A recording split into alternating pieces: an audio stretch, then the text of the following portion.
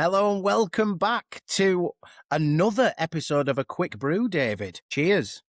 A Quick Brew. What have you gone with today? My staple, which is black coffee, James.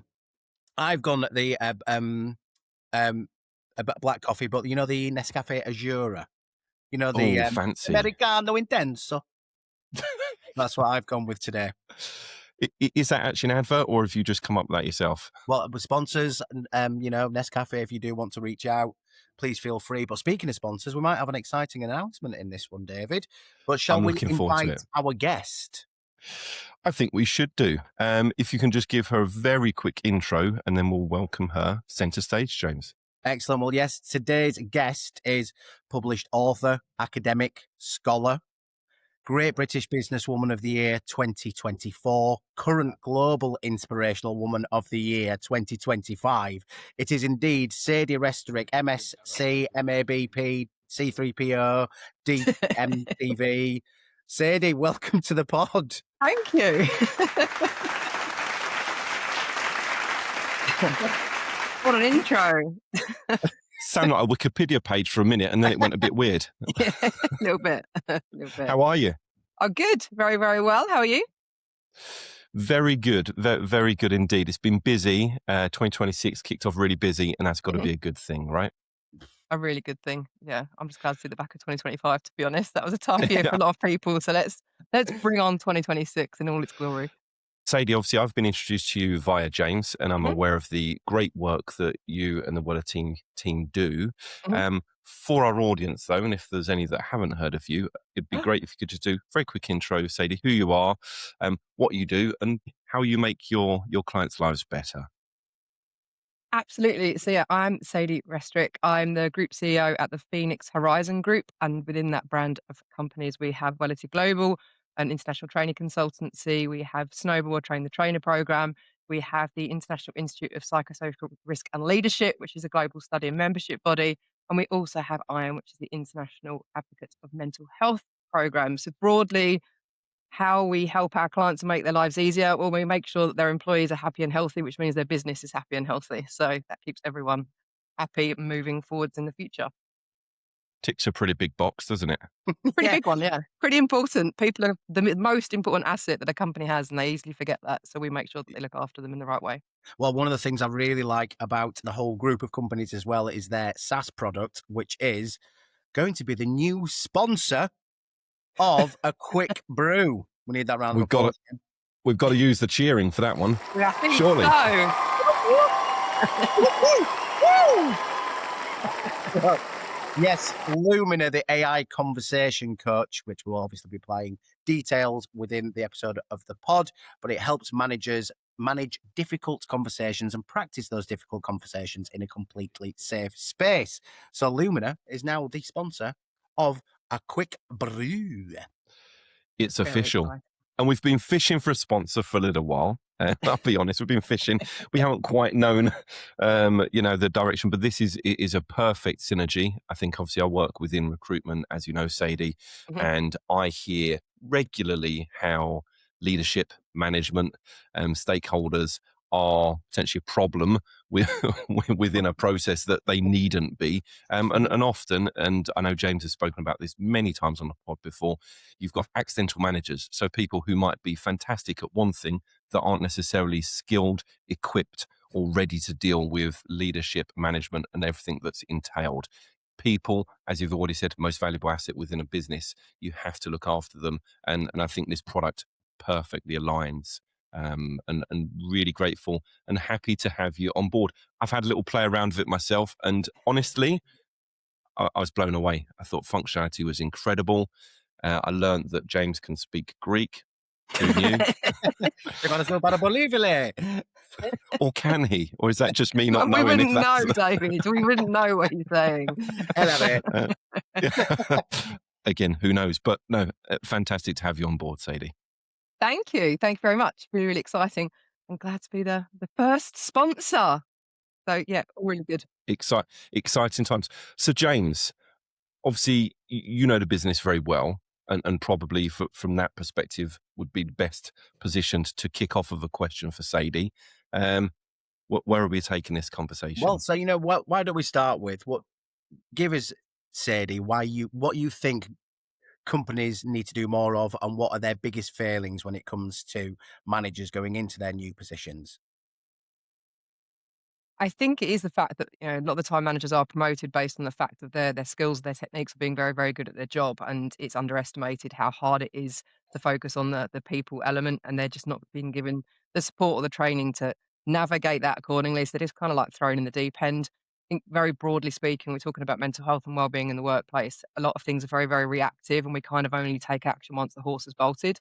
So it's a big pitfall, and it causes a lot of damage for an organisation, not just when it comes to staff wellbeing, but things like churn rate and things like their reputation. It gets hit hard if people don't feel looked after, and that does really, really start with equipping the managers with knowing the right way to do that, how to intervene if they have concerns, what sorts of concerns to look out for, what are the signs that somebody's struggling, what do we do if we see those signs. It's a lot to try and get your head round particularly as a new manager if you haven't done it before. So Mm. it's starting with equipping them with those skills to better understand that and understand their people. And we were talking about this the other day, weren't we, Sadie? Well, and obviously in the conversations as Loomyna has been designed, even though there is set goals that we've programmed for each scenario, we wanted to create a Mhm, list of goals that we feel management should be practicing and demonstrating every day.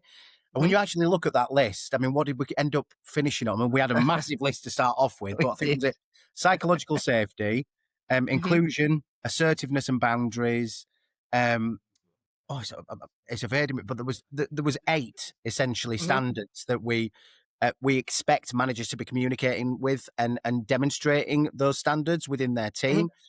You can't assume that people automatically have the ability to do that. Being a manager and leading people, or managing a difficult conversation, or somebody opening up about anxiety or depression or potentially a mental health related illness for the first time, it's not an inherent ability. We have to Yeah. teach people how to handle these scenarios and these situations. Mhm. Yeah, and as you know, James, I recruit very often for salespeople. Now, I can tell you with absolute certainty, most very good salespeople do not make very good sales leaders, No, no. because they're totally different skill sets. Yeah. I Yeah. mean, if you are an insular lone wolf alpha type, that doesn't necessarily transition very well into team leadership and appraisals and performance reviews and pips and let alone the more sensitive side that might be required as well. So it's really interesting to see this product develop and the progress it's gone through, because yeah, as I say, personally I was blown away with it. I thought it's fantastic. It Really was. It good. was amazing. I mean, well, while we've got Sadie here as well, I'm sure people that are listening to the pod are Mm. having somebody with your experience and being available as a guest. So thank you so much for joining us, Sadie. I understand Pleasure. firsthand how busy your schedule is. You've recently been doing a lot of talking around global trends within wellbeing with our Mhm. valued clients and people that want to know. Can you give us some feedback from that? What are the global trends? Where are we seeing companies really succeed within wellbeing, and what are they doing? What's the biggest concerns within those trends? And just maybe give some information on that, which our listeners, our hundreds of thousands of listeners, will find useful.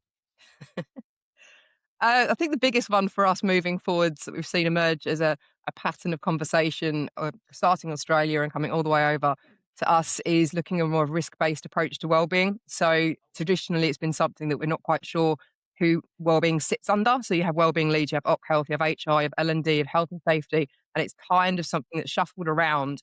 And we're finally starting to move to a point where the dots are being joined up. So we're looking at it more of a risk-based approach. So we're actually having conversations and connecting what each of these different departments know when it comes to managing their staff well-being, and looking, okay, what is the causal factors in our workplace that could be detrimental to people's staff's mental health, their well-being, and what can we do to eliminate or reduce or mitigate against that risk?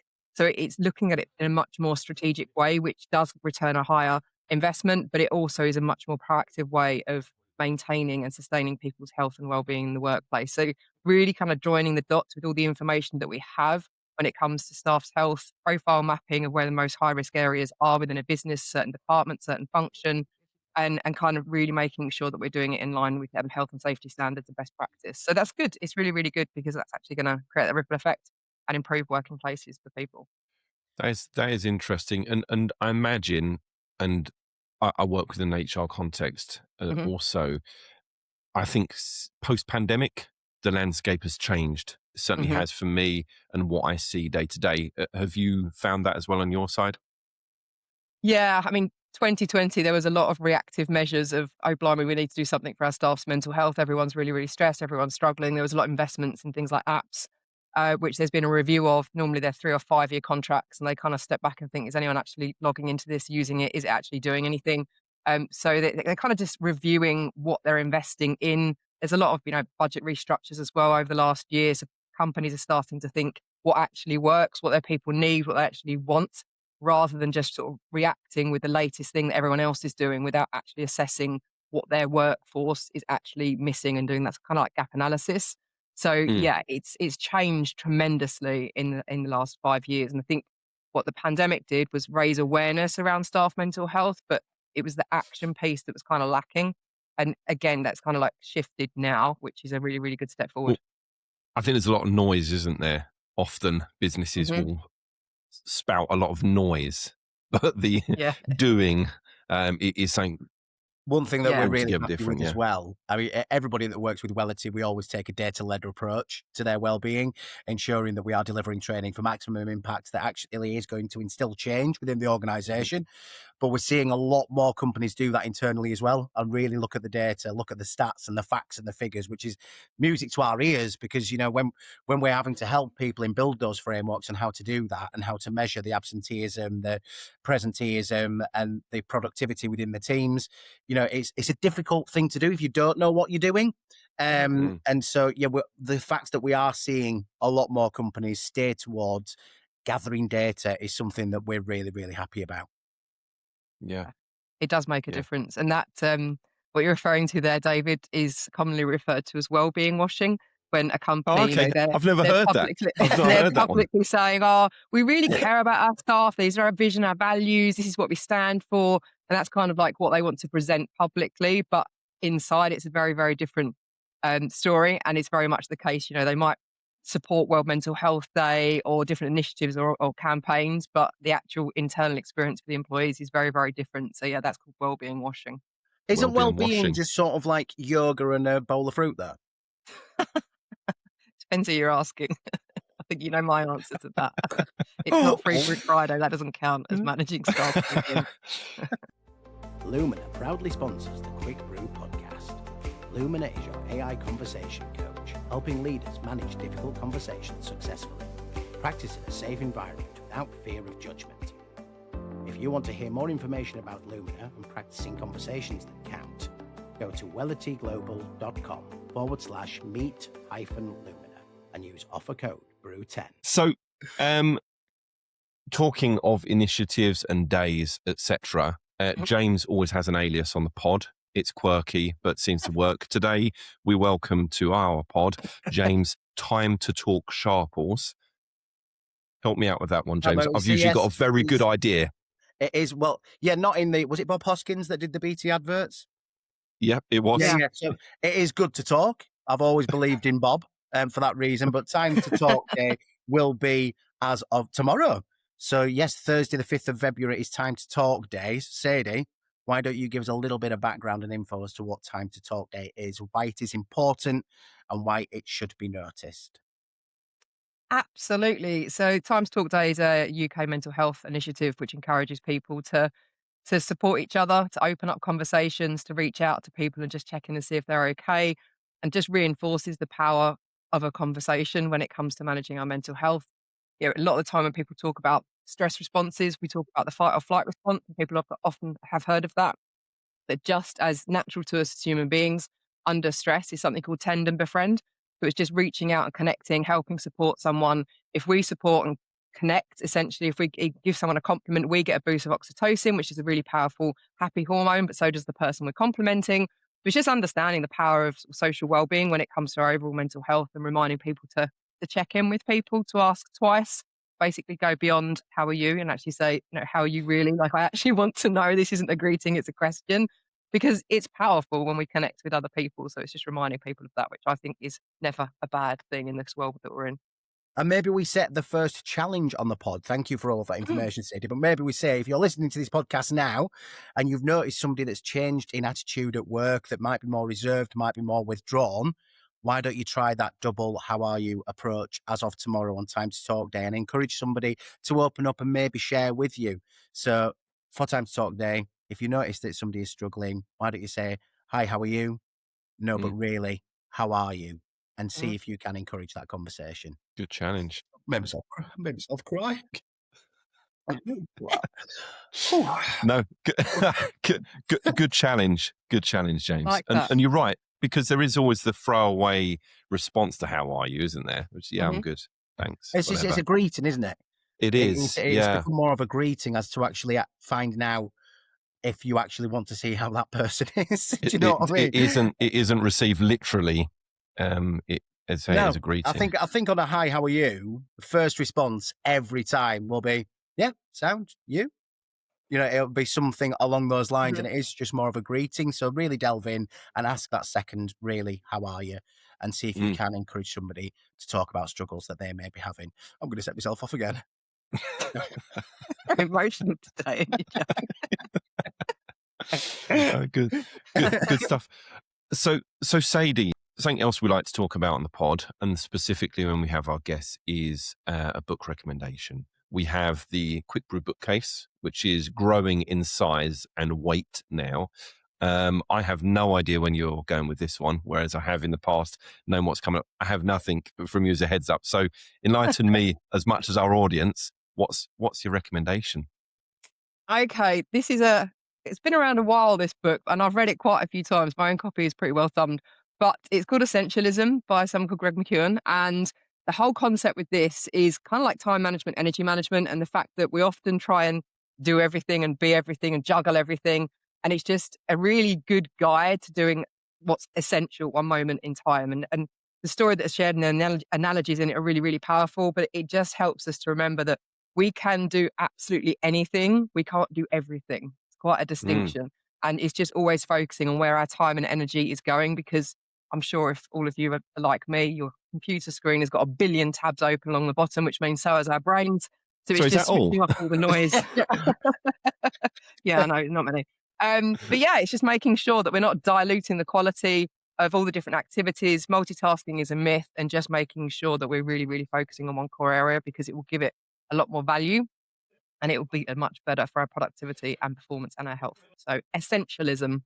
And I'm actually going to jump in and mention Sadie's book, because I can't believe she didn't mention it. So Unlocked from Surviving to Thriving, which I believe was a top 10 bestseller on Amazon, Sadie. But in true Sadie style, the proceeds went to charity. She didn't make anything from it, because she is one of the most awesome bundles of human beings I've ever met. But it explores the strategies and tools that every person can use to overcome distress and anxiety. And it was associated with everything happening within lockdown, but it's a really brilliant read still, and helps people navigate stress in times of change. Double bookcase recommendation. Double book. I love it. And did we pass up an opportunity to catch our word of the day there? Was it? Well, I think Wellbeing washing. Wellbeing washing. I like that a lot. We should have pinned that in the moment. So yeah, Wellbeing washing is word of the day. You got 2 book recommendations there, and a challenge. A challenge. We've got a sponsor. Today's been a great... and we still need the golden nugget. Which brings us on to next one. And that's not an official soundboard audio. We need to do better than that, James. You were in fact challenged, I believe, by Danny. Yes, right. I am going to do that. I am going to do the... Get the guitar out. I'm going to do the Quick Brew intro. I will. Quick Brew. It's a completely different podcast, but very different. I will do the Quick Brew intro. So, golden nugget time, Sadie. What would you share with our audience that they may take away? Could be actionable, could just be inspirational, but something for them to really sort of grab hold of and take away from this. Something I learned probably way too late in life, which I think is something that we all need to be more mindful of, is the fact we have a lot of relationships in life. We have a lot of people that we interact with, and we give a lot of time and energy and effort to those relationships. But For me, the one that we always have to remember, never neglect, is remembering that the most important relationship you will ever have in your life is the one with yourself. And is understanding yourself, knowing yourself, accepting yourself, liking yourself, and putting time and energy into, nurturing that relationship. We're often really, really hard on ourselves and, tell ourselves terrible things. And it's just remembering that we are enough and reinforcing the quality of the relationship with ourselves. So that is something I think we can always be thinking about. What am I doing to work on the relationship with myself?